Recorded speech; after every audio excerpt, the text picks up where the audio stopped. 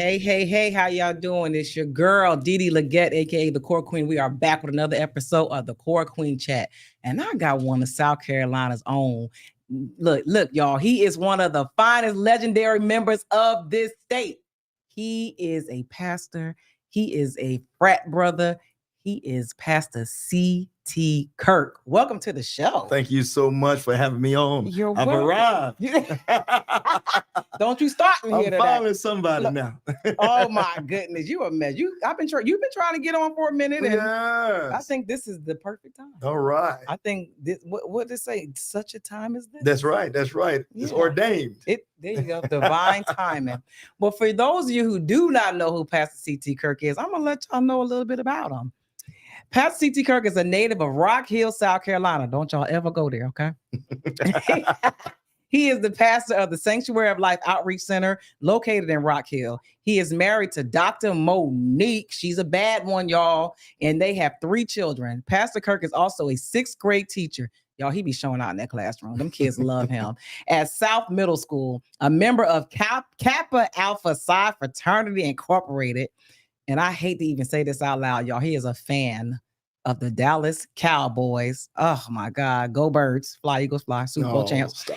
And Los Angeles Lakers. He is also the author of 3 books, Learn to Take Back Your Mind, How the West Was Whitewashed, and Why Me, Boys Are Molested Too. We welcome him to the show. We got some stuff to talk about. Let's go through it. I'm here now. You have arrived. Okay, so can you share a little bit about your upbringing? Up until the age of about 8 years old, I was raised by a single mother. We were raised in the different housing, I guess they call them projects, around the city of Rock Hill. And I remember vividly my mother, we started out with just sleeping on the mattress on the floor. And my mother said, one day we're going to have beds. We're going to have dressers. And so our outlook was not big houses, fancy cars. It was being able to have a bed. And so slowly we started building a nice home for ourselves. We were also stayed with our grandparents a lot. It's like 7 of us grandparents all in the same house together. And so it was very humble beginnings. And so I think a lot of that cultivated why I don't get caught up in so much of the flash, that I just enjoy the people and the experiences, because everybody in our neighborhood was poor, but we didn't know it. Right. Because whatever we had, we shared together. And so it was a very great upbreaking. And then she married my stepfather, who became my dad. And we got very heavily involved in church. And it was like that became an outlet, that became another community, because I had people around me my age that was kind of sort of on the same path of spirituality. And so it was a great opportunity to grow up. Okay. So how many siblings did you have? My siblings came along late. So my closest sister was like 8 years younger. Then my third sister was 25 years younger. And then the next one is 27 years younger. So it was really much growing up around cousins. Yeah. Oh my God. Yeah, my mom was still doing something at 42. Oh, so. Lord, don't hear that, because I don't want no parts of it. Okay. Wow. Okay. Yeah. Okay. All right. So is your mom, like, your family's originally from Rock Hill? Born and raised. Yeah. Wow. Yeah. That's unbelievable. I'm so sorry. Joking. No, Rock Hill's a cool place. Certain parts of it anyway. Oh, all of it's beautiful. Let me get off your city. So what inspired you to write the book, Why Me, Boys Are Molested Too? I think that's right. Yeah, that's right. I wrote the book actually probably after about 5 or 6 years of total transparency. I held a lot in until I was about 33 years old. And that's when a lot of emotion started coming. When you start looking at some of the things that you do in life and the triggers, you be able to translate it back to the source. And so I realized I never really was totally transparent and honest about what I went through. And I was trying to find ways to be able to suppress it. Like being accepted, being loved, having a lot of friends, and being popular. And those things only suppressed it for a little while until I really say, you know what, a lot of what I went through in life was attributed to this moment. And so I sat down and wrote it. And it took a while to write, because I would get up and I would cry and I would think, and I was like, golly, I thought I was, totally over that. I hit it, but I didn't really get delivered from it, didn't really overcome it. And so through counseling, I was able to help continue writing it. As a journal. And so I was like, you know what, this probably would be a good book to help other people, because it's not a topic people talk about. Right. They talk about women being molested, women being raped, but not so much a man, especially African American man. Yes, I agree with that. That's good. I'm glad you mentioned counseling because that's kind of a buzzword now. Like people going to therapy now, and I don't know if it's taboo because it's talked about a lot, but Black people are still kind of apprehensive about going. What did you have to get persuaded to go, or was it something that you just consciously said, you know what, let me go get some help? Well, I mean, a lot of people are saying counseling works, and so the more I start hearing it, the more I was like, let me go and do it. And so when I knew that my job was allowing free counseling sessions, I was like, okay, let me go ahead and take advantage of this. And so the more, sometimes just having a person to listen to you, not always somebody telling you how to think. A lot of people try to tell you how to think. You got to think this way and you ought to be able to think that way. But somebody just listening to you and being able to ask you about your past and how you were able to go through it helped me to really say, okay, you know what, this is important for me to be able to do. In order to help somebody else, I got to first got to be a patient of my own self to be able to say, you know what, I can help somebody else. Okay. Yeah, that's good. I like that. Okay. So what was like the moment that you decided, okay, after you wrote this journal, right? You said, I'm gonna write this story. Did you get help writing the story, or you just was like, I'm gonna do it myself? What was that like? I'll say I'm gonna do it myself because I wanted to be able to take people on the journey of not only what I went through, but how to heal from it. I didn't want to have like that moment of, okay, yeah, I go through this too, but how am I going to get help? So I wanted to be impactful, that somebody can say, okay, not only you may not have been molested, you may have the trauma of relationship, you may have the trauma of seeing an abusive father or absent parent, because there are so many different traumas that people carry, and we carry them to our job, we carry them to our pulpits, we carry them to our relationships, and somebody is like, okay, where's all this coming from? Not realizing we got all this stuff stored on the inside of us. And so it was like, let me just unpack everything. And my grandfather always said this: if you shame yourself, nobody else can shame you. Ooh. So I'm going to put everything out there so you can never be able to say you have anything on me, because I put it right there in black and white for you to be able to read. I let you know why I was battling with pornography. I let you know why I was dealing with womanizing. I let you know all of this. And all of this was attributed to something I didn't realize had that much power over me. I'm so glad that you just said that, because I had a panel on my show a while ago, and I tried to explain how sometimes certain behaviors in our adulthood, when it comes to like being over sexualized, comes from some form of molestation. Exactly. And they just didn't, like, they battled with me and they argue with me, especially the men, and they're like, no, we just like this.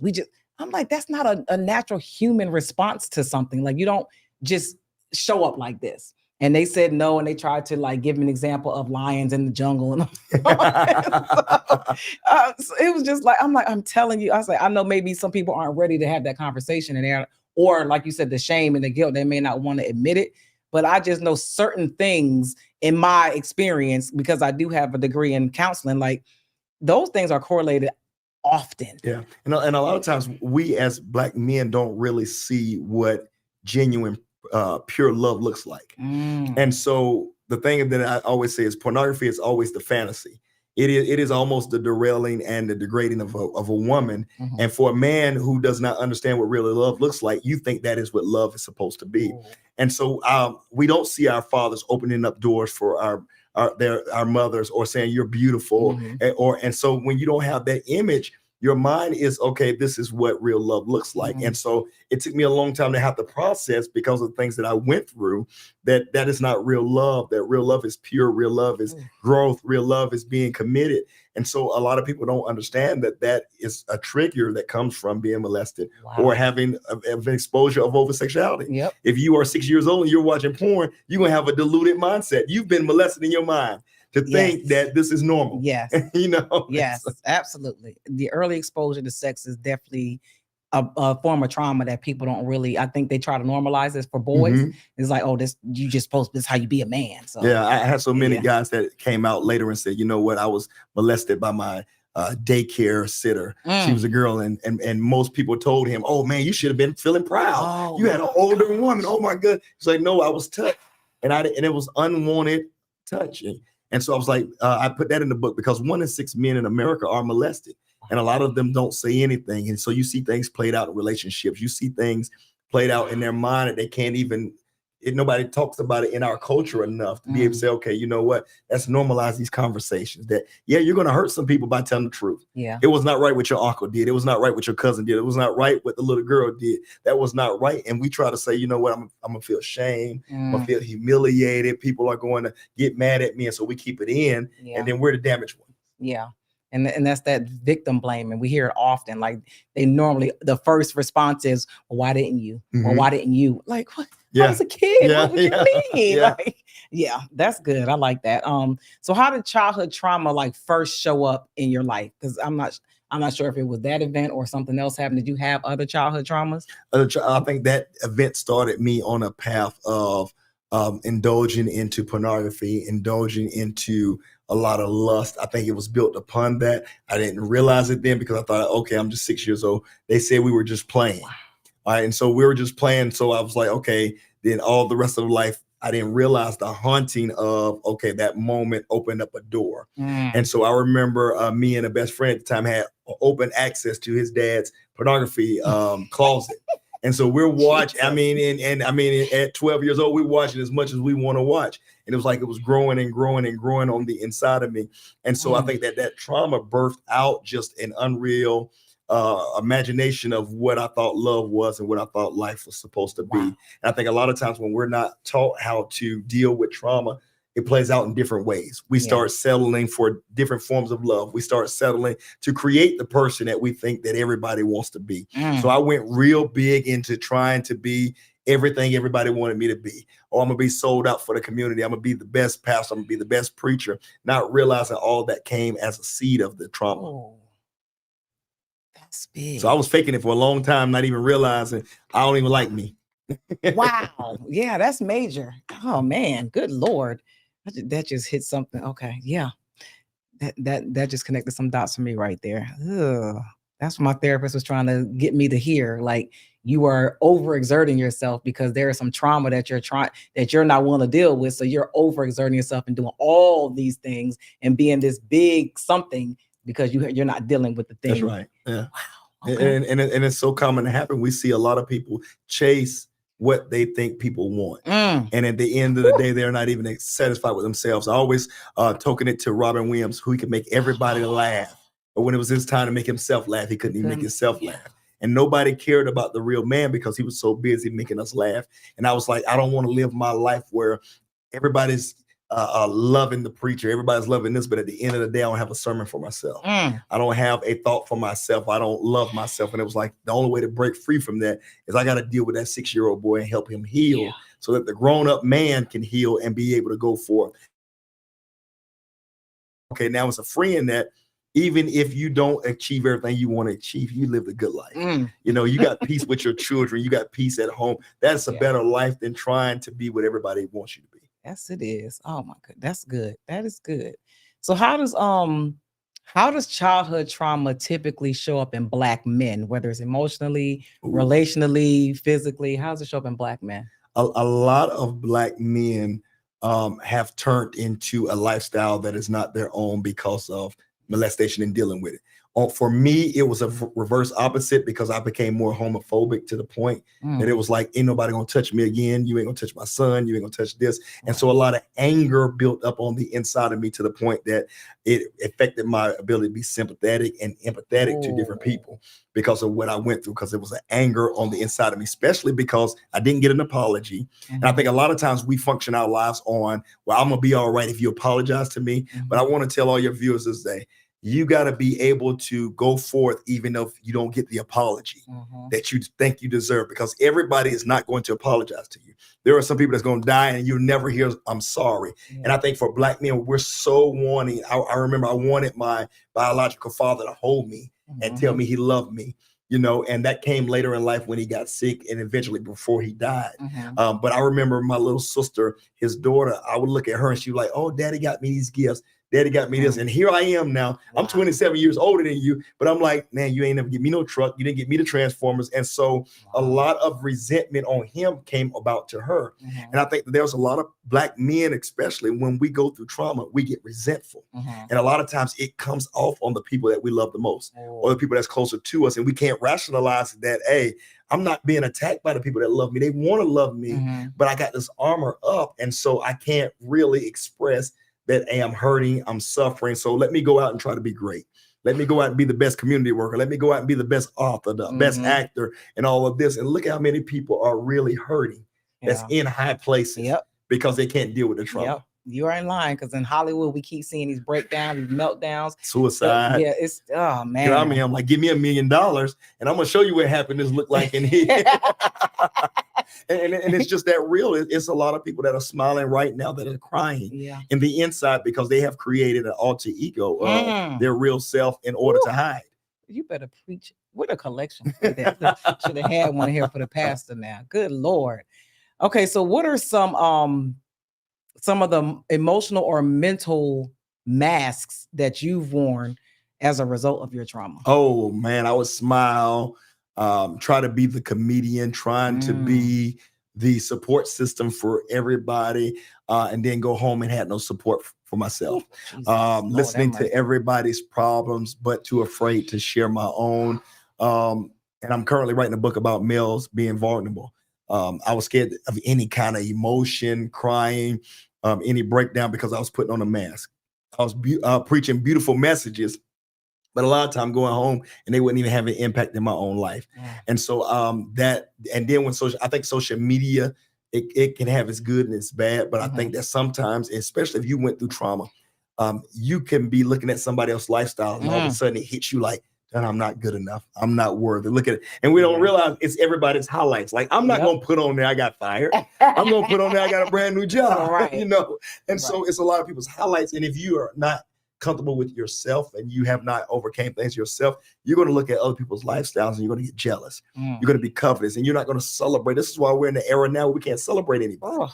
Everything you do good, somebody got a negative comment coming up, up everywhere. Because those people, they look at your life and they're really like, oh my goodness, I hate on that. Why am I hating on that? And when they look back, it's because maybe you didn't get the toy you wanted when you were little.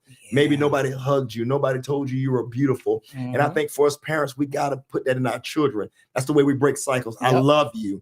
I'm here for you. You don't have to achieve greatness for me to love you. I'm going to love you if you work at a 9 to 5. I'm going to love you. And I think that helps take the mask down. I agree. Fred, can you put Danika's comment up? Danica said, listen, we hide behind being busy. Ooh, although we are breaking inside. Oh, yeah. Woo, child. Oh, my God. You always run from the person you don't like.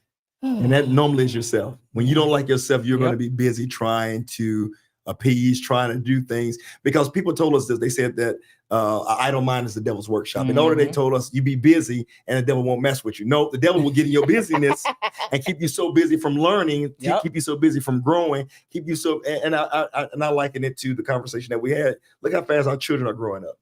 There are times we wish I could have that 3-year-old again, and I could have did so much more with you. And it's like, okay, how fast does time go?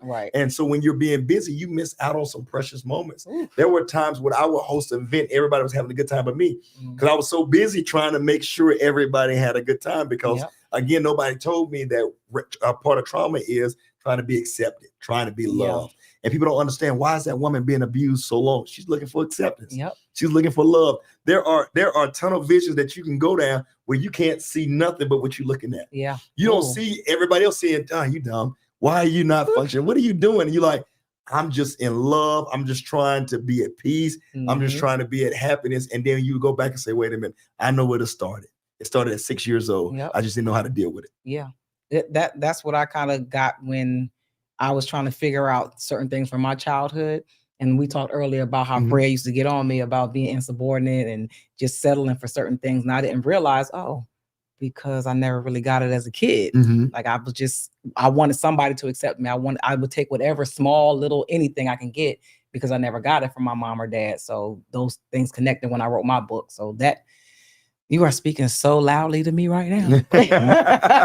That's what we on for. It's the perfect time. So Why is it so hard for Black boys and men to talk about sexual abuse? I don't think that it has been yet created a Me Too movement for men. I think that if a man, I remember when Terry Crews came and said a producer grabbed his butt, and I wrote it in a book without putting his name in it, and how the comments were, "You big old Broly man, why didn't you knock him out? Why didn't you do this to him? Why didn't you do that?" Rather than saying, "Oh my God, brother, you need to be able to talk that out. You need to be, because physical strength is nothing on a mental trauma." And so I don't care how strong you are, how successful you are. If you're dealing with an issue, it's going to break you. And so I don't think it's a necessary. People want to hear a man's story like that, especially being a Black man. Look at what LeBron James is going through just for being a great basketball player. You're constantly reminded that greatness is Michael Jordan. No matter what you do, you're never going to be great. And it's so much like that in with Black men, that we have to try to prove that we are great, but at the same time, we got to prove we're humble too, because humble looks like this for a Black man, and we're rarely able to say, you know what, I went through this. And the more I talk about it now, the more I get Black men to say, you know what, I went through it too. They may say, hey, don't tell nobody. But I went through that same thing too. And that's how I was able to write the book. A lot was based on other people's story, that I wasn't by myself, even though we all had it together. We all had a level of success, but it was like, oh my God, you were broken that whole time. And you didn't know how to deal with it until I wrote a book about it. It's like, okay, now we can start some conversations. Wow. Because I've talked to so many Black men, and even just outside of sexual abuse, they just don't feel comfortable being vulnerable. They feel like it's going to be held against them, or it has been held against them, and they just don't do it. And that's sad. I don't know how to fix it. I don't know, for a Black woman, how we can offer whatever we can to make them feel safe to do it. I don't know how to fix that. I think a lot of times we get compared, or we compare in a bad way that hurts. Like when you're a child, somebody said, well, you should be more like your brother. Well, or your sister did this and that. And then that kid's mind is like, okay, I'm not measuring up to that, to my sister or to my brother. And so why be vulnerable? Why tell you? Or as parents, we're so quick to fix that we don't really know how to listen and allow someone to pour. And I have that problem as a pastor. You have the answers, but a lot of times your answer is not the answer that a person wants to hear or needs to hear. Sometimes it comes by just listening and being empathetic to say, okay, you know what?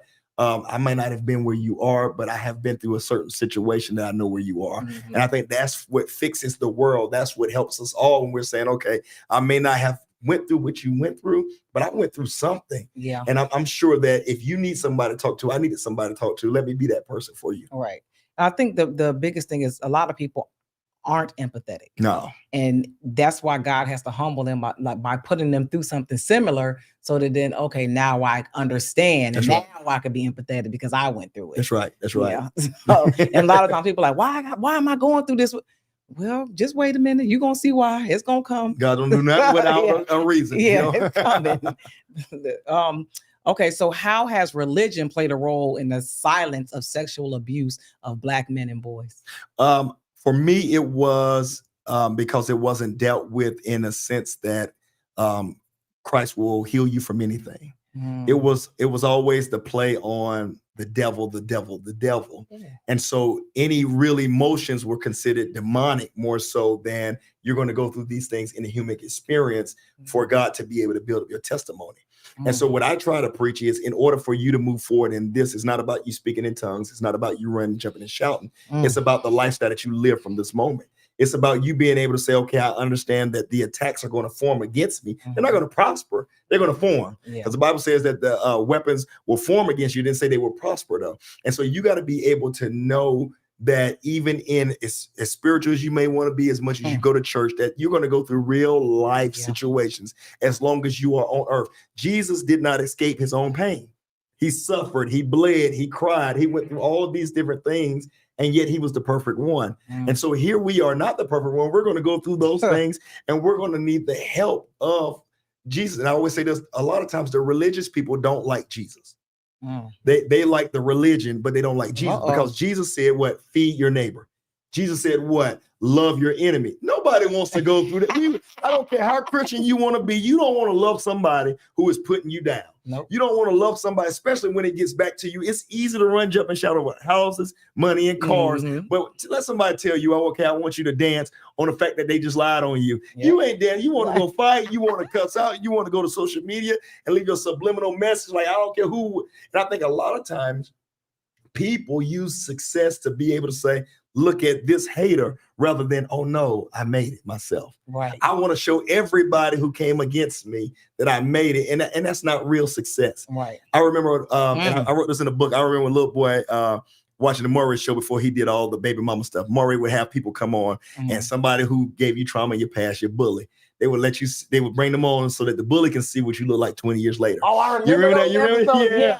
And I remember it was one of this episode, this black guy came on and he was like, and he looked at the black woman and said, you know what? I apologize to you. And I apologize to you, not because of what I did with this kid. I apologize to you because what I did as a kid had a long-lasting effect on you. To even to this moment, you become successful, but you can't even be successful without proving that I was wrong back in the day. He said, I apologize to you. And you were so hung up on that. And I was like, wow, isn't that not a tragedy?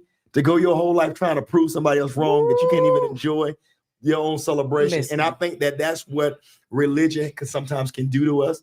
It makes us focus on your haters. It makes you focus on your spectators. And I don't even like preaching messages anymore that gets me to focus on who I shouldn't like. And I heard preachers saying, God will make your enemy your footstool. But Jesus says God will make your enemies at peace with you.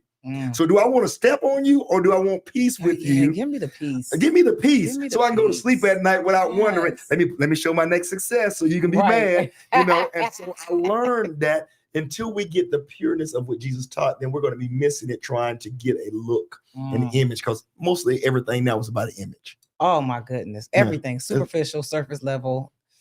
Yeah, it is. It is. Can you put Danika's comment up? Folks don't want the responsibility or the accountability, but the structure to cover their foolishness and transgressions. People just want to, they want to put up a facade. Yeah. I love you, Danica.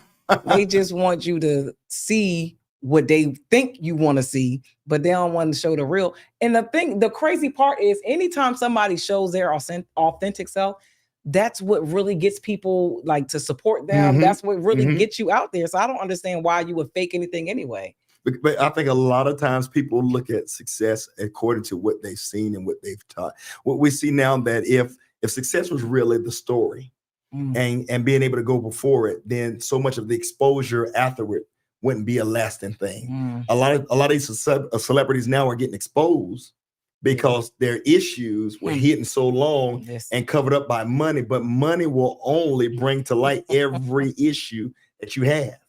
And so now we're seeing the exposure rather than the stories that could have went before it. Like, I wrestled with this. This is what I went through, because we're afraid that exposure is going to make us look bad. When really exposure is the healing process that is needed. Because God exposes us in small ways. He don't let everybody know your business. At one time, he'll show you by a friend that says, you know what? Girl, that ain't right. Come on out. And you're like, okay, thank you, God, for that. If you want to be accountable. Right. Now, if you just want to be somebody just like, okay, I don't want nobody to know my business, then guess what? Your business is going to show forth. You know, I think that some of the celebrities that we're seeing now could have been helped had not they had all that money, had not they had all that power, but really was honest and say, you know what? I am battling. I am dealing.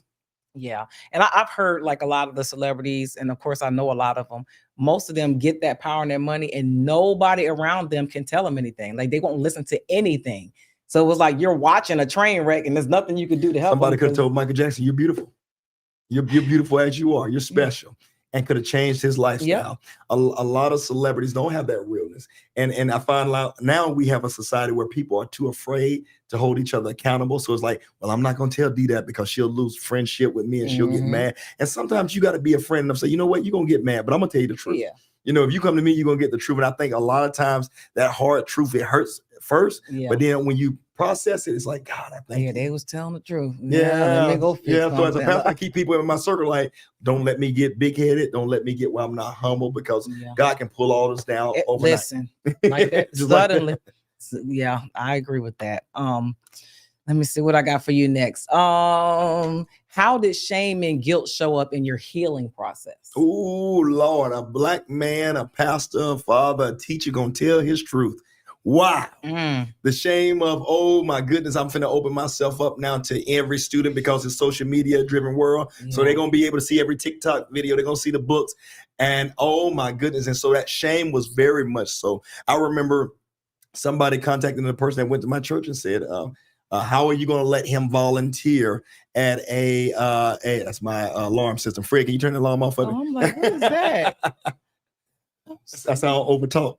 But somebody said, how can he volunteer in certain communities in dealing with this issue or have dealt with that issue or something like that? It was like, wait a minute, I'm giving you a story that it took me years to write, and I'm in a point now of the overcoming and the healed, and you're gonna make it like I'm still in the dealing moment. And so that shame and guilt, and I think that's why a lot of people hide their real selves. Absolutely. Because they're afraid of shame and they're afraid of guilt. They're afraid of judgment. And so it takes bold people to be able to say, you know what, I'll be the first one so that it can start the process. Yeah, I think, and I wonder what's the psychology behind that, like, initial response from people to like blame you for something. Like, these people, something happened to them. How do your first instinct is to blame them for it? I don't know what that psychology is, but it's kind of weird. Yeah, it is very. Like rather than crying with the person going through, you crying with the person that did it. Yeah, that's weird. I don't know. So, what would you say to a Black man who is carrying trauma, but they don't feel like they're ready to name it yet? Maybe they're not ready to. What would you say to them? There are ways that because trauma is so broad, but it can be so specific that if you talk to someone and just being able to talk to a safe person, a safe place. You know, everybody may not have the answers. A lot of people won't go to counseling, but I would tell anybody counseling is very good because they can't tell your business. They're under confidentiality. They can't tell your business. Your pastor can't tell your business. And so being able to understand that, I also did a lot of research on the triggers because I think knowing the triggers are as important as knowing the actual trauma. And so you've got to know the triggers that's going to take you back to that place.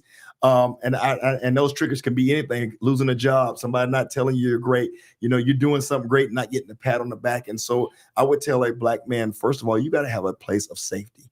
If you really want to heal, because you can go through and you can have ego. Ego is the number one killer of Black men. Ego. This is why young men will kill somebody they fought 6 months ago. They can't deal with humiliation. They can't deal with, I got beat up, so I better come back stronger. And so ego is you got to get rid of ego if you really want to heal. Because if you allow ego to keep festering, you're not going to only hurt yourself, you're going to hurt other people that you're connected to.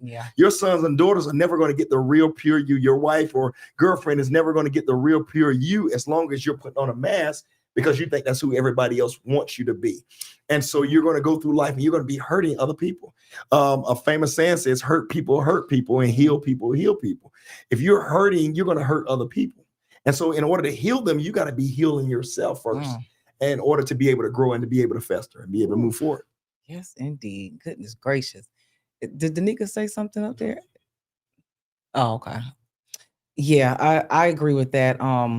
It's just so sad to see so many broken men, especially Black men, because I just keep hearing the same things over, and they don't feel heard, they don't feel seen, and it's like they're all are walking around with a mask on because they can't really be vulnerable with anybody. I don't know, like most of the men that I've talked to, they do say that they can be vulnerable with their like male friends. Yeah. Which I'm hoping that's true because I don't know. I put a part in my book about how males need other males. You need somebody to be able to go first and say, you know what, this happened to me, or I'm struggling with this, in order to be able to heal. And I always tell people this: you're not going to find a perfect male, but you'll find qualities in other men. You'll find that man that's good in finance. You'll find that man that's a good husband. You'll find that man a good father. And being able to go to them and say, you know what, how did you do that? How did you get that way? Because a lot of times you wasn't raised to be emotional. You wasn't raised to be honest or upfront. And so a lot of men struggle with just getting started on what to say. Or, we wait to a certain situation come up where we have to be vulnerable. We done got in trouble with some. Now I got to tell that I've been hurt, I've been broken, rather than being forefront and saying, you know what, and that's sort of what happened to me as well. Is that when you get in trouble or something happens, now you're having to tell that story, and now it's almost like it's an excuse that shuts the door right back on. Okay, I finally made that move, right? Even though it wasn't just me sitting down saying, "Hey, listen, I went through this." It took some things to get me there, but now that door is shut. Take for instance the young black boy that get in trouble. When he starts saying his father wasn't there, his mother wasn't there, what does society say now? Well, that's no excuse. Yep. All right. And so when he was finally able to be vulnerable, it was a door shut rather than saying, okay, that's a legitimate problem. We'll get you help while you're going through the system. We're going to make sure that when you get out, you're not going to wrestle with that no more. And we're going to help to get you established, to get you better. And so a lot of times those resources are not there. No, they're not. And the system was set up that way. Yeah. And that's unfortunate. I hate that. So what did writing Why Me reveal to you about yourself? Oh man, the 6-year-old boy, that it was like me confronting him as a 40-year-old man confronting a 6-year-old boy and finally being able to give him a hug, being able to say, you can cry now, you can go in peace now, because we were able to make it in spite of, and so it was more of a healing through. It was able to be say, you know what, you can forgive without an apology. You can forgive even though it was, and because it was a lot of embarrassment and shame, especially because I wasn't molested by a girl. I was molested by a group of boys. And so it was like the humiliation of the whole thing, And so I remember conversations like, okay, if I say this now, people gonna think I'm gay. They're gonna call me these names. They're gonna say this right about me. So I gotta over-womanize to prove.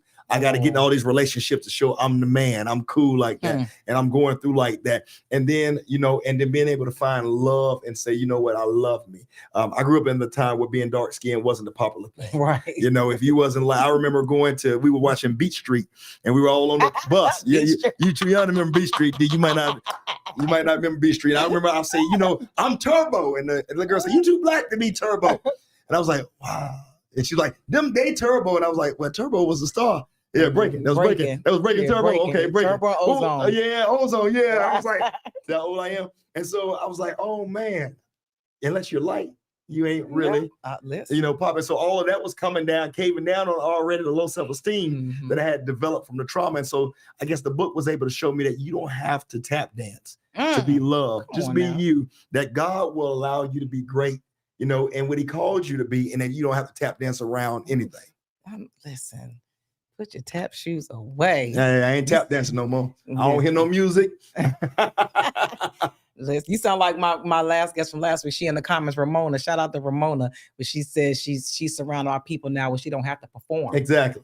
Yeah. You can be you. Just relax. Yeah. Yeah. Oh my goodness. Oh, okay. What's my next question for you? What role did faith or spirituality play in your healing process? It played a lot. Once I really understood Jesus, Gandhi said it this way. Gandhi said, I would be a Christian if it wasn't for Christians. In other words, Gandhi said it's the people that's representing Christ that mess Christ up. Even with our political climate, what we see in the world today, we see people that are saying they're Christians, but they hate. They don't want to see people progress. There's still a lot of racism. I always say this, and when I teach class, the KKK walked around with crosses on their attire. And so we're supposed to be representing church. And so when I really learned what Christ was saying, what Christ really wanted us to do and others to be, He wanted us to be a people of love that looked out for each other, that didn't judge each other, but simply helped each other to be better. He even prayed before He left that His disciples be as one. In other words, don't allow anything to separate them or to break them from being able to be connected. And I think that was, to me, the healing was, okay, Christ, if you really can do it all, then you can show me how to use this ugly story. Romans, 8:28, for all things work together. You're going to show me right now how all of this is going to work together for good. And now I'm beginning, and now I see it, that all that ugly ended up being something beautiful because it was what it took for me to be able to be who I am today. Yes. And so I don't take anything for the journey now. And I think that faith really taught me that I think faith is that thing that really will help people to be able to rationalize this, that everything is not going to go your way. Right. But if you keep living, you're going to have more good days than you will ever have bad days. The song says, I've had some good days. I've had some storms and all this, but my good days outweigh my bad days. Yes, I won't complain. indeed. And so I stopped complaining and start being grateful for everything that God gave me, because if he gives you Aaron, he gives you opportunity. Absolutely. That's no complaining right there. Please. Ooh, if I could sing, I'll sing it for you. But you know, Fred might have to play that in the background. I'll mess it all up. So what do you say to the person who's still angry at God or questioning where God was during their pain? Oh, you gotta have a personal relationship. You gotta grow in the moment to know this, that life is going to happen. God is not going to take away every bad thing so that you can have good days, but he will show you even in the hardest situation. And I liken it to the story because a lot of times we know these stories, but we don't look at the significance of it. The 3 Hebrew boys in the fiery furnace says, if God does not get us out of this, he's still God. My God. They didn't say if God don't rescue us, then we ain't going to worship or serve. If God is God, even in the fiery furnace, we'll still worship him. And that was like, to me, that no matter what you go through, if you love him, you're going to love him. There were some things that my mom did that were not to my liking, but I understood it by and by that it was a part of my growth. So when I was little, mama didn't have me the Jordans, and I got picked at. Mama didn't have me the starter jacket, and other kids had it. And I asked her, I said, Mom, why don't you give me what all these other kids? She said, if I spoil you, you'll never be the man you need to be for your own family. And I took that, and so I was looking at all the spoiled kids now, and I'm like, oh, y'all in the struggle. But because mama didn't get me sold out on that stuff, I can walk around without Jordans and still feel like a confident man. And I think that is what we have to look at when we look at spirituality, that God does not have to rescue us out of every situation. But guess what? He'll come down in the situation where you are and show you how to maneuver through it so that you can get back to the mountaintop experience. And so I always liken it to that. I think a powerful sermon my sister taught on Sunday was, sometimes you got to go back to see what the lesson was, to see what you missed, to see who you were supposed to bring along in the journey. Because sometimes we're in a hurry to get out of it, that we miss the key points of while we were in that situation. I'm in this situation now to show other people how you can come out. Yes. That the smile is no longer fake, it's no longer plastered on, but this is real joy. I said in the Facebook post, I'm so excited about being able to have the ice cream with the strawberry and the chocolate and the vanilla. Because when I was little, when you had that, you had money. Oh my goodness. That's good. What did Ramona say up there? Go back down. Not that one. Go back down to the current. We love you, Ramona. Thank God for coming down with us and being in the midst of, listen, because he can reach way down. Hey, the man said, if I make my bed in hell, he'll be there with me. Right there. So God will come in the midst of and that's what I had to learn that I didn't necessarily learn coming up in church. I learned that when I had a more effective relationship with Christ. And so it was like, and so because I always say this, because I work my own job, I don't have to preach what people want to hear to get them to come to church. I want the raw, true essence, because there is healing in the word of God if you apply it in the right way that it was laid out. The Bible says, cast all your cares on him, for he cares for you. So care to me is concerns. Care for me is anxiety. Care for me is the resistance that I went through and the things that I went through, the trauma and all those things. So I'm casting those cares on him because he cares for me. And so he's fighting with me in every battle that I'm going through. And sometimes he fight for me and I don't even realize it to the end. Like, God, you blocked that. Yes. Yeah. Yes. Thank you for blocking the things I can't see. That's right. That's right. Wait, come on now. Some things I see, and he still be like, "Nah, I tried to show you." I'm gonna let you go through this. It ain't gonna kill you. But I'm gonna let you heal from this. But you're gonna have to go through this because I tried to warn you. Yeah, obedience is better than sacrifice. Every single time. Oh Lord, we done learned some lessons. So, can you describe what healing actually feels like? Like not the destination, but the actual process. What does it feel like? It feels like you're able to tell your truth and confident in the fact that you overcame from it. It is because a lot of times when you tell your truth, you're still going. It's like a scab or a wound. it's still there. The scar's still there, but the scar has healed, so you can hit the scar. It don't hurt you no more, but it reminds you that was a painful moment that you were able to heal from. I think real healing is when you can look at that ugly scar and you can say, yeah, that happened to me at 6 years old. I'm wearing pants. You keep looking at my leg. Yeah. Yeah, I remember I got cut by the furniture, but it don't hurt no more. But it's a constant reminder that I went through something. And so healing it's a constant reminder that you went through something, but it no longer hurts you.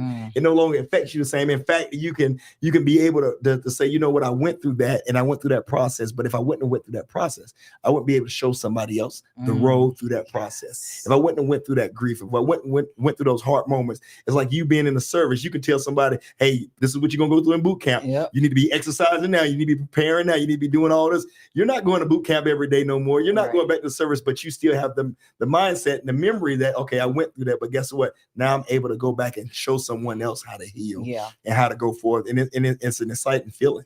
Yeah, that's good. Yep. So I think a lot of times we are focused on the destination, but we don't go through the journey, the process of it, and really take heed to what's happening during that process. That's right. And taking those notes because we're just trying to hurry up and get to the destination. That's right. That's right. Yeah, I like that too. You're good.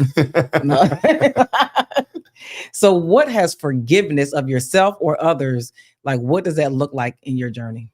Wow. It was like being able to see the people that did it to me and not hate them. Forgiveness is almost like giving somebody power over you. A lot of people don't realize this. Every time you walk in unforgiveness, whoever did anything to you has the power over you. If you have unforgiveness against a father and he's been dead for 20 years, your power is still in that grave. And so you're doing a disservice to yourself. And it was like, do I really want to do a disservice to myself and not be able to live this life? Because if everything we read about, if everything we believe in faith is, if we only got one shot at this, and this is all we got, and there's no reincarnation, then we got to give it our best. I can't leave nothing to chance. I can't leave nothing on the table. You deserve to travel. You deserve to live. And so unforgiveness will put you into a place where you're sitting there and time is going by. Everybody else is enjoying life. I remember, and my mother, I think she did this on purpose. I was upset about something.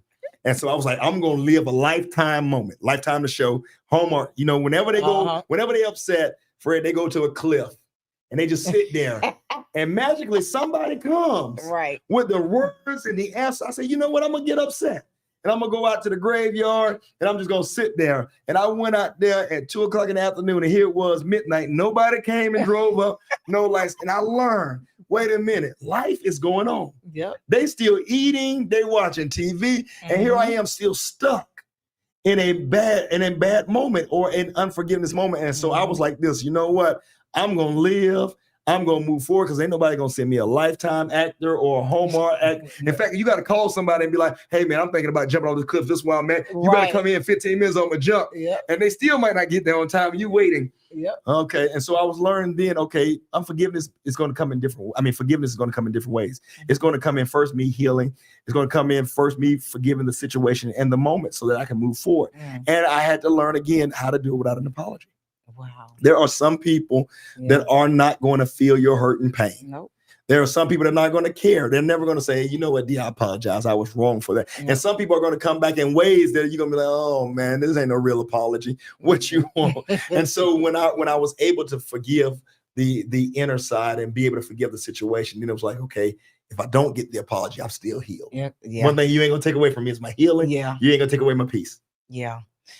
Oh, child, I'm working on it. Oh, Jesus. You gonna get there? God. Oh, Lord, help me, Father God. You already started. Look, you done wrote the book. You done started this healing process right here. This is the vulnerability that people need to see. Look what they're saying. Breaking the cycle. Breaking the cycle. That means you don't stop the generational influence, and now your kids are going to live a free life because you said, you know what? I got the boldness to do it. So you're already on the right path. Absolutely. You already did it. Oh, yeah.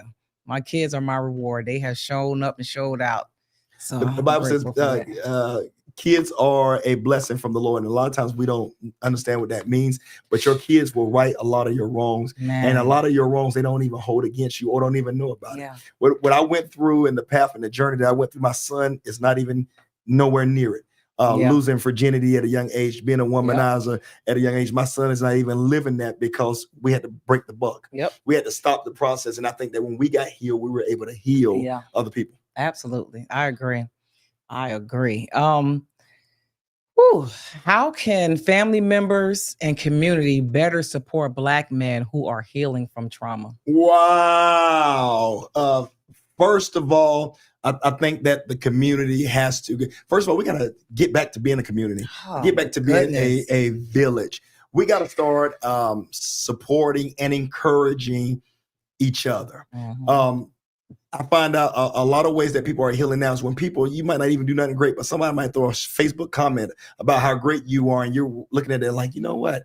That was the encouragement that I needed to be able to do it. And from that, it opens up a process for you to be able to talk about how much that encouragement at that right moment hit the right button. And it starts the conversations. It starts the healing process. So I would tell anybody, we got to get back to the village concept. We got to get back into caring.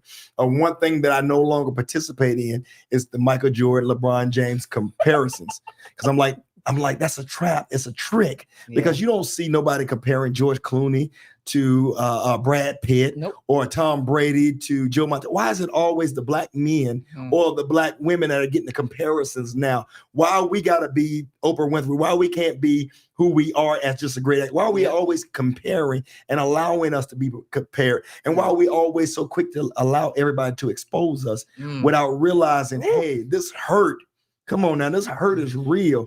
We might be killing the very people that God has sent to help us to be able to get out. I don't know why we are so have been broken to the point that we don't even want to see each other achieve, not realizing that you might have a connection that I may need down the road. And you're saying, hey, you know what? Let me help my brother with his connections in this.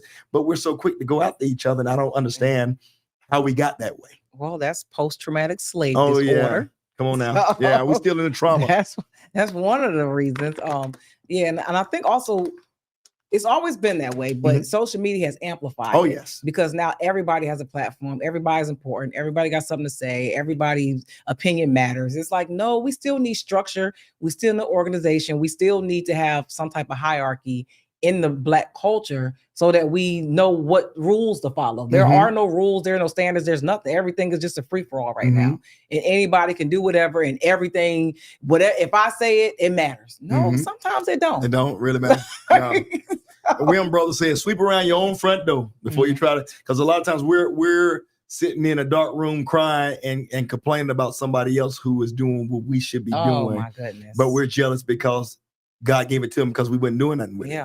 And so I try to applaud everybody that I see now. I used to be like, oh no, Magic Johnson is the greatest basketball player in the world. But then I started thinking, what is Michael Jordan even caring?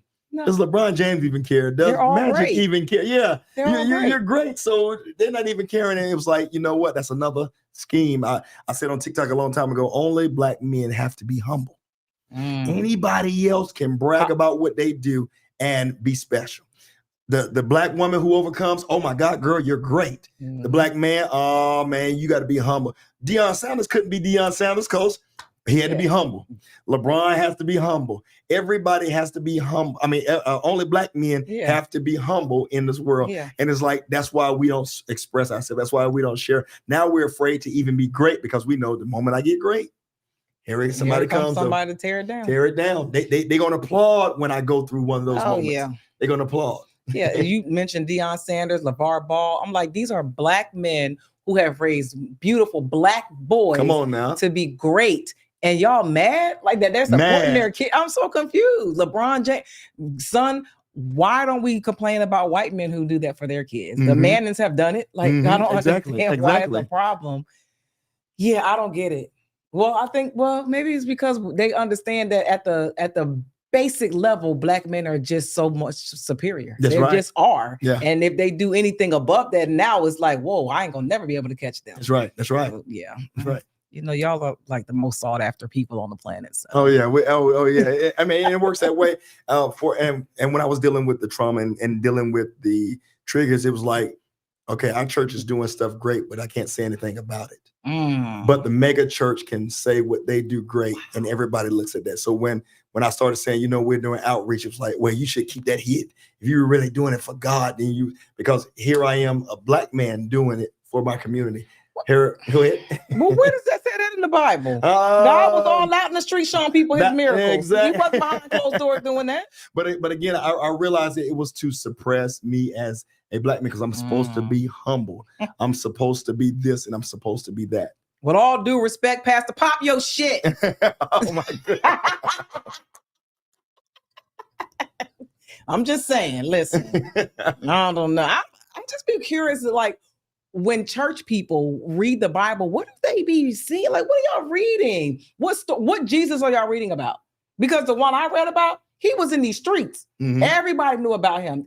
Before he even got to the town, they knew he was coming because they knew what he just did in the last town. So it was no secret. He wasn't hiding, performing miracles. He wasn't hiding, healing people. None of that. So I'm so confused on where this, the church can't do it. If it's for God, you won't tell nobody. I'm telling everybody. So I can tell you how good my God is. Yeah. And it'll be inspiration to somebody else. Yeah. And I think that's what your trauma would do too. It will silence you. It will silence you that you're not excited about anything. You're afraid that if people knew what you did or who you were, then they're going to shame you and going to look down on you. And so a lot of trauma comes with guilt. And I think a lot of people are feeling guilty about something that they should be enjoying. They're feeling guilty about going on vacation. They're feeling guilty about different things instead of enjoying their lives and enjoying the moments. That's awful. And you're right. Because I remember growing up and my pastor, I think he had bought like a Lexus or something. And they was like, he ain't even got no job. How you get that car? Where do you go to church every day? You don't think these bills got to be paid and he don't have to have transportation to get here? Like, that's his job. He literally is working for you. I don't understand, like, how people can put these two things together and feel like the pastor is supposed to just be this like docile, like raggedy. I don't know what vision they have. Not the pastor, the black pastor. The black pastor. The black pastor. The white pastor can live in a nice house, and it's because God blessed him. And as people say, he pours out to our lives. The black pastor must be humbled because he's dealing with people who have trauma. And they don't know how to get it out and talk it out. Wow. So because this is the standard, this is what we got to live. And we are almost being traumatized by the society as a whole today. That's tough. See, I'm gonna stay at my bedside Baptist church. I'm sorry. No, you're not. Sorry. Listen, that's a trigger. What do you hope the book Why Me does for other survivors, especially Black men, who may be reading it in secret? I think that I will hope if you're reading the secret, you're reading public. I hope it gets public to the place that it becomes not a taboo topic, but a topic that can be shared. I think that it needs to be a topic that NFL players, NBA players need to have in their development. That, hey guys, are you chasing all these women because you got the money now or because you're suppressing something? I think that it needs to be out there so that the musician or the rapper singer knows that a part of success is not damaging other females or hurting other females to make yourself feel like you are the man. Because if you look at it, a lot of what we're doing is breaking other people trying to feel good about ourselves. Like, maybe if this book would have been able to get into a famous person's hand, I don't know how, I don't want you to get sued, so I ain't gonna say first person's hand. There are all these females who were treated so wrongly would not have been looked at like items for a bunch of rich men to play all over because they want to feel like they are the man. Because when you really break it down to it, and I think that on a journey, when I started to study more so than anything, the background of pornography, that here's this young girl trying to make it the best she can, but she's being used. Now, all of this grimy and grimy, that this is not this beautiful set that they imagine. It's really grimy and grimy. And she's doing all this for something that she could probably get just working a job. But she's doing it and at the pleasure of men who wouldn't want their own daughters doing that, wouldn't want their own sisters to be doing that. But because this is the new thing now. And so I think that it needs to be the conversation of why is pornography such a battle? Right. Why? Well, it's more than just what we see as fantasy. It's a dark world that gets in your mind and you're thinking that this is real love. And I think when men read that book, and I think that when they started being able to have these conversations, then the realness come into it of, would you want your sister in that same situation? I mean, your daughter in that same situation? You about to raise a girl that you're going to want to have the best, but you ain't always giving mom the best. Or you, and so it begins to get that conversation started. And I think that it's a hard book. I think a lot of people will look at it and say, well, I don't go through that, but it deals with trauma Totally. Like Right. you might not have had to deal with molestation like me, but I'm sure you dealt with something that you keep suppressed. Yep. That you don't want nobody to know because it's going to make you feel like you're not the man Yeah. or you're not strong. And it could be something that really will heal you if you allow it. I agree. I like that. And I'm glad that you keep like going back to that, because I think men need to hear that there are certain things that you are doing that are directly correlated with your childhood and some type of trauma that you have not dealt with. And the way that you're operating, just because other people or other men are operating that way, does not make it right. That's right. I was told before several times that like certain sexual acts, like if you don't do this and I'm gonna cheat on you because men need this and they're this type of creature. And I'm like, I don't think men are. I think something's wrong. And they even lie on the Bible. Oh, the Bible is undefiled. It's not what it's talking about. Yeah.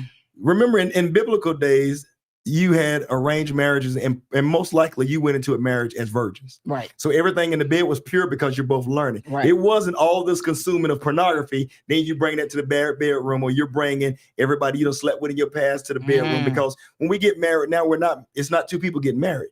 It's me, everybody I've dealt with, every emotion. It's you, everybody you dealt with, every emotion. Yeah. And we bring these things into a marriage, or we bring these things into a relationship. And you're not really mad at me. You're mad at all them demons. You're married to all those people in the past, but it comes out on me because I'm the closest person. Right. And so a lot of times it's going to come out that way, and we're going to break the people who God sent to love us. A lot of people who are dealing with trauma never hurt their enemy. Never hurt the person that went against them. They hurt people that they say they love and loves them. Those are the people that's going to get all. You're never going to get mad at the person who did not help you. You're always going to get mad at the person that helped you the most. Think about it in marriage. Who are you arguing with the most? Your spouse. Yeah. The person that's helped paying bills, the person that's got you on their insurance, the person that's out there doing the most. That is the one that all your anger and rage goes to. Why is that? Because like Ramona said, legions. Yeah. 1,000 and thousands of demons were in one man that was in the tombs. And when he said, who are you? The legion said, we are many. So Jesus cast all of them out. If one would have stayed, what the Bible says, it goes back and get more. And they come right back. And so we have to know that within your trauma, a lot of times you're going to break.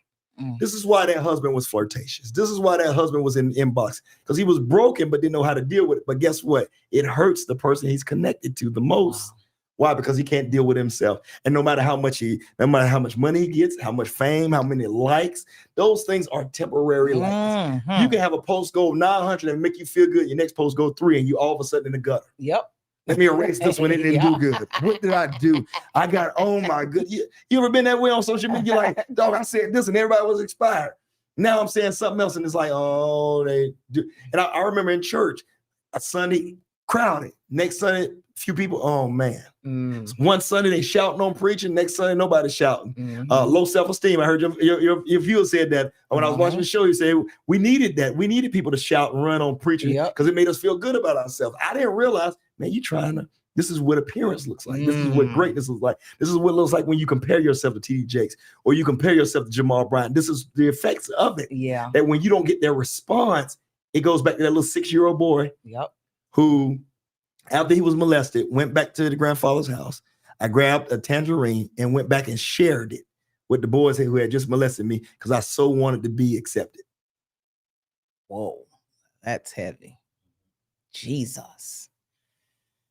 Whew. So the woman that's getting abused, what does she do? She go try to make herself look better. She gets body parts added on. She wants to look better, but who does she go back to?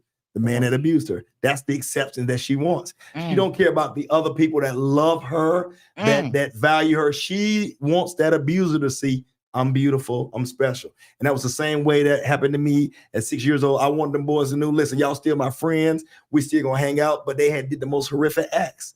And it didn't register until I got older. I was like, no, that tangerine was a symbol of acceptance that I've been living my whole life. Trying to get people to love me, trying to change who I was, trying to change so when the boy in school was like, well, you talk too much, I was getting quiet. So I want you to see I don't talk so much. Like me, be the best you can, So I had to follow every trend. I had to follow every fashion. And there are a lot of people who don't even know their real selves because they keep reinventing who they think somebody wants them to be. Man, listen. I need a collection plate because Ooh, child. Yeah, that's deep. That's heavy. You hitting some points over here, and then you connected some dots for me over here. Yeah. Wow. Okay. Okay. What Ramona say? She said, help us today. So true. Come on, God. Yeah, you preaching, Pastor. You are preaching. And I have to teach this even in church because we can take a title. And I didn't realize how people use titles to make them feel great. So you can't be an usher anymore. You got to be a minister. Well, if the next thing up from a minister is a pastor, be a pastor. If the next thing up is to be a bishop, or be an apostle. And we keep trying to find ways to mask who we are. A lot of people that are shouting and running and jumping the most are the people that's probably battling the most stuff. Yeah. But we've taught them you're going to be able to shout on the enemy's head. That does not break a person from your trauma.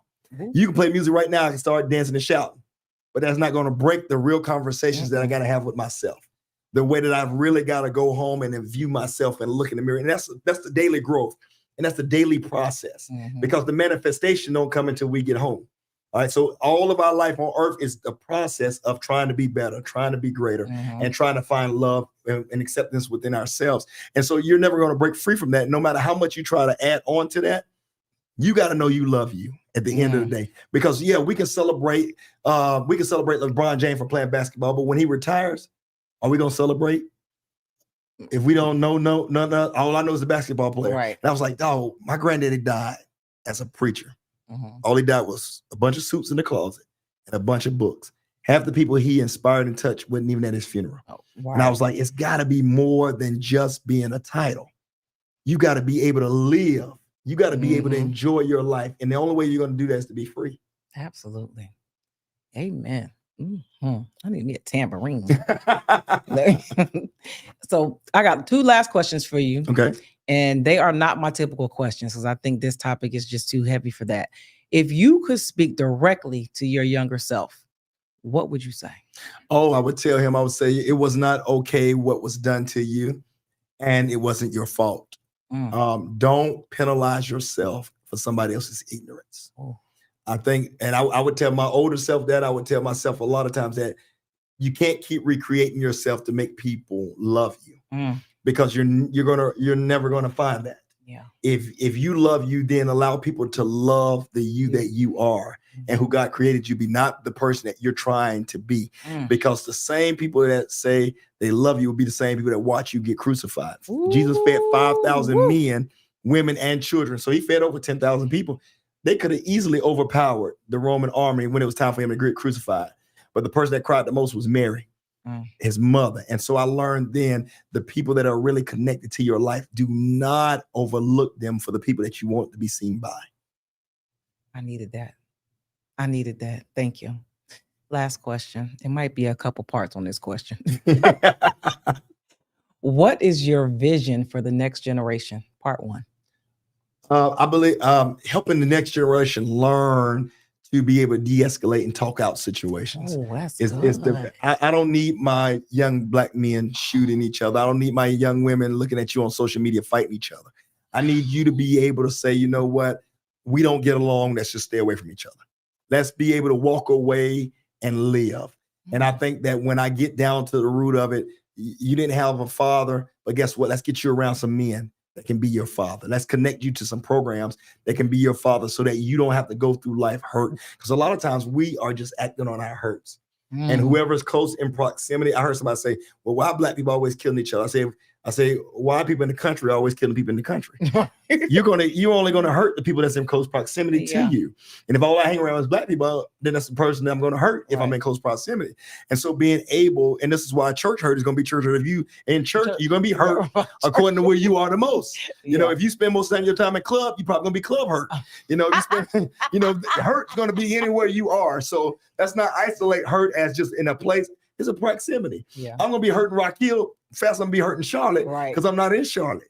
Vice versa. You're in Charlotte more. Ain't nobody in Rock Hill gonna hurt you too fast when you come down. And so it's in proximity. And so getting people to understand that we got to be able to de-escalate and talk out situations. So I learned, okay, in my life, I don't foresee myself just fighting somebody who don't like me. Somebody put a real negative, bad comment when I expressed what I had went through in my trauma about maybe almost looking at it as I was trying to get attention from it.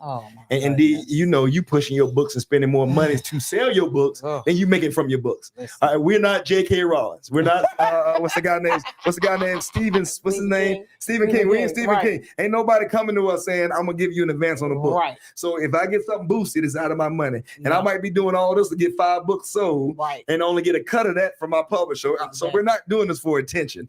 What we're doing now, we're not getting paid for this. In fact, you're spending more money to get this broadcast, and you're getting back. And so I think people got to get out of your mind that we're using hurt for attention. Now I'm sure there's some people that victimize it all the time, but people who are going to tell a story like this is grimy and as ugly as it is, it's not going to do this. What this cost you is not for attention. No.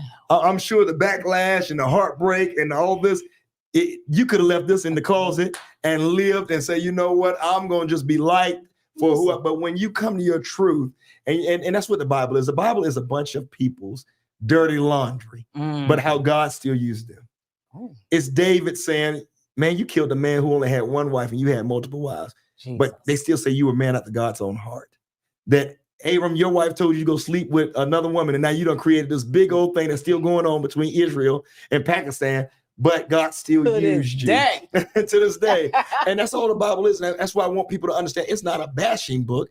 It's a book to show you how God will use a woman with an issue of blood, how God will use a woman that had all these husbands. And Jesus said, the man on your couch now ain't even your husband, but will use you for greatness. And so when I tell you this, this book right here, what you're doing is not to get attention from, it's your story. And it's your testimony of how you had to go through all the ugliness, but God didn't let you down. He still allowed you to be successful in the midst of it. And I would tell anybody, it starts with you being able to accept your story and say, you know what, this is a part of what God used to get me right now. I'm gonna put it like you had it, because I think you're a little bit OCD. I seen you move it a little bit. And when I had it this way, you shifted it. All right, so I want to make sure. So I know I'm a teacher, so I know when my son told me about OCD. There you go. I already seen that. You ain't think I noticed that. I'm a teacher. Did not. And didn't even realize Is it right? Okay. That's terrible. Oh my goodness. Yeah, I think this generation definitely, I mean, when I say that is a dire need for that. They have no critical thinking skills when it comes to like controlling their emotions and processing things. It's just 0 to 100. And I'm like, whoa, how do we? But I think that screen time is messing up their brains. And I think this generation is suffering from the generation before that couldn't process their hurts. And so because we can't articulate that to our children, and you're looking at a generation now where 50, 60-year-old women are saying, no, I'm 30, I'm a 20. So the church mothers, the wisdom that I got when I was little, you can't find it as much because everybody's trying to live an image and a lifestyle rather than saying, let me pour back into our generation. Let me pour back and let me show you this. Let me show you why I look good. I look good now because I had to endure some hurt. I had to endure some pain, but I had to fall in love with me. And a part of me falling in love with me was saying, I'm going to fix me up. I'm going to make me look good. I'm not doing this to impress somebody else. I'm doing this because I want to look good. I'm in the gym because I want to live. All right. I heard too many black men my age were dying of heart disease and diabetes. And I'll say, you know what? I want to, but I also say, hey, you look good in the mirror. Hey, you a preacher, you looking good. Boy, where dark skin wasn't celebrated. Wesley Snipes, God bless Wesley Snipes. Wesley Snipes and waiting to exhale, hand went across that stream, and all of a sudden the black man went up. So I thank you, Brother Wesley. That's why I don't let them talk about Wesley and his text. I don't let them talk about Wesley. But I learned that when you start to love you, it's a freedom that it's almost like you can't express it. And I believe that's where God wants all of us to be, but it just takes us going through so much of the enemy's trap for us to realize, well done, God, you was good all the time. You protected me from seen and unseen dangers that I didn't even know. And in fact, I always say this, God, I thank you that I didn't lose my mind in the process. Because boy, listen, let me see. It's another book. Lost some money, lost some friends, but I ain't lose my mind. That's the most valuable thing. Yes. So how do we protect those black boys, this generation of black boys? How do we protect them? I would say parents have to, the way we can find a trail ride, the way we can find a party, the way we can go to CAA. I hope I said it right. CIAA. Yeah, I knew I missed out all. I'm not good. Y'all, I'm gonna teach you. I'm terrible with acronyms. I'm telling you right now. They come at me too much. But the way we can find these things, we can find our boys hope and things to invest in and appreciate. I know we all support the athlete, but what about the son that can draw real good? Are there not art institutions for him? What about the son that plays the trumpet or the musician son? Cannot we plug him into some positive role models of musicians? So there are Black men and men in general who have certain gifts and certain talents, but we as parents, we got to push our children toward that. Yeah. We got to push our children. Now you're hearing more Black girls say, I want to be a fashion designer. Let's set them up. Right. Let's put them into position. We see that, but because if we don't do it, then the gangs will say, you know what, come over here. Yep. We'll accept you as you are. Yeah. And so I tell anybody this, they're different colors. My fraternity, we're in red. You got the bloods that are red. You can be with this or you can be with that. and showing, and I think that more so than anything, I think Black men can't afraid to be as positive as you can be. Because I celebrate my students. If you get a C, we're going to celebrate you. I don't watch you go from a D to a C. If your reading level goes up, we're going to celebrate. We're going to make everything you do so important so that you're not just asphyxiated on being an athlete or a rapper. That ain't the only way out. Oh, Jesus. You can be a dentist, a doctor, a lawyer. You can be a factory worker, move up to supervisor, move up to plant manager, anything you want to be. You can be a truck driver and start owning your own trucking companies. And so I part that into kids, and I start saying, it starts. I would also say that we need volunteers in our school system. Our kids need to see lunch buddies.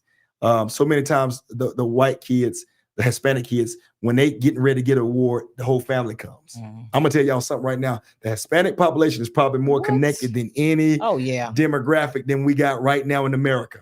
They can go to church 5 days a week and pack it out. And not be afraid of doing it. And I think we have to get back to that village that we had in the motherland. If we supporting each other or we're being there for each other. And I think when we do that, then we're going to see real conversations. Yeah, I love it. You are so necessary. Thank you. You are so valuable. I mean, you are just out here doing it in the pulpit, in the classroom where Black men are needed so badly. Yeah. I appreciate you. Thank you so much. Your words definitely resonated with me today, and I'm about to go do some soul searching. Oh, you got it. You got it. I appreciate your books, just the conversations, the topics, the hard conversations, just putting it out there in the universe for whoever to find it and use it, even if they do it in secret. At least they're reading it and they're hopefully getting to that healing place.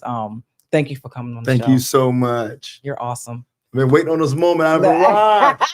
Listen, this is the part of the show where I let my guests tell people how they can follow you. If you have any events coming up, if you want to announce anything, it's your time to shine. That's your camera right there. You can. All right. You can follow me on Facebook. I am CT Kirk, and I put MED behind it, Master of Education. I was so excited. Hallelujah. I made it. I had a teacher told me I wasn't going to be anything because I was a slow reader. But look at me now. And I'm also on Instagram and TikTok. I try to stay where everybody be it on social media platforms. My books are all on Amazon. If you put my name in the comments section, you can go to Amazon, Goodreads, Thrift Books. If you don't want to spend a lot of money, I'm sure somebody's selling them on Thrift Books. They are everywhere. My church is located in Rock Hill. We have back to school drive coming up. We do a lot of things in the community. So you can look at Sanctuary of Life Outreach Center, and you'll see a lot of our events and things that we do. Amen. Amen. Let the church say amen. Amen. This woman right here inspired me to get my 6-pack back at 45. And I'm going to do it, y'all. Fred, I'm going to do it. You got it. You got it. I might not even put a shirt on no more when I do it. Lord, but I'm going to do it. Pulpit with no shirt on. Jesus. I'm going to say, won't he do it?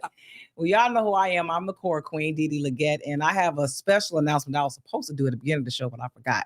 But I have a dear, dear, dear, dear friend of mine. His name is Louis Duke Fountain. We grew up together. We sang in the choir together. We ushered on the usher board together. That is my brother. I love him to pieces. And he is in desperate, desperate need right now for his cancer medication. He is filed for disability, so he has to wait like 3 months for it to kick in. But his medicine, actually, his insurance started to cover the medication, which is $25,000 for 1 month's supply of this medicine. They're covering it, but he still has to pay out of pocket $600 each month.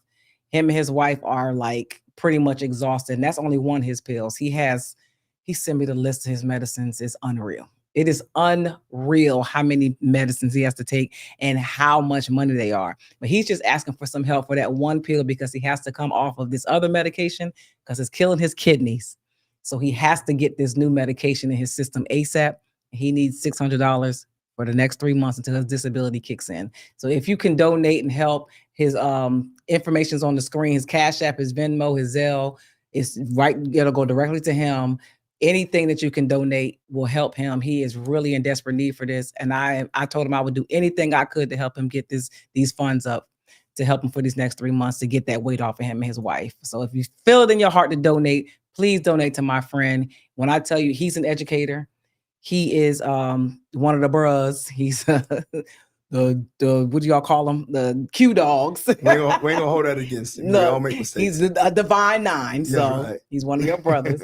When I tell you he coaches, he mentors, he is an amazing, amazing, amazing man. So if y'all can help him out right now, he hated to ask me to help. He hates asking for help. But I was like, listen, we're gonna get this money some kind of way. Okay, we're gonna do something to get it. And y'all, I appreciate anything you could do to help him. Now, for me, y'all know I'm always doing something. I need to sit down somewhere. But next weekend, I have the Ebony Fit Weekend will be here for the first time in Charlotte. It's the first time they come. I'm usually traveling with them to all the other cities that they go to. It's a huge event. It's a whole weekend full of events, fitness events. If you want to come work out with us, they have every single day, Friday, Saturday, Sunday. They're doing something major. They have the icebreaker ceremony on Friday. Then we have all these events. If you look on my pages, I'll post some stuff. But if you go to Ebony Fit Weekend, you can find them on Instagram and check out what they'll have in store. I'll be one of the co-hosts for that weekend. So come out and check them out. Also on the 27th, next Sunday, I will be in Augusta, Georgia with the Southern Plug Magazine Awards. And I am up for Podcast of the Year. So please pray for your girl. Hopefully I'll win, but I'm excited and I'm humbled and grateful to be just in the number of nominations. So that's what I have coming up this month. And of course, y'all know that I have my back to school bash coming up August 23rd in my hometown, Bristol, Pennsylvania. If you can donate, please donate. If you can come volunteer, please volunteer. We'll be out there from 12 o'clock till 6 o'clock p.m. on August 23rd. Please bring the kids out. We'll have book bags, supplies, the horses out there for them to ride them. We have bouncy houses, food trucks. We have the Dancing Dolls of Bristol, our dance team. Everybody be out there to celebrate. They love the event. The kids they love it. So please come out and please donate. Y'all know I'll be here next weekend. I have another amazing guest, same place, same time, 8:30 Eastern Standard Time. Please watch my show on YouTube. It really helps. Make sure you subscribe, you like, you comment, you share, you tell people about the show.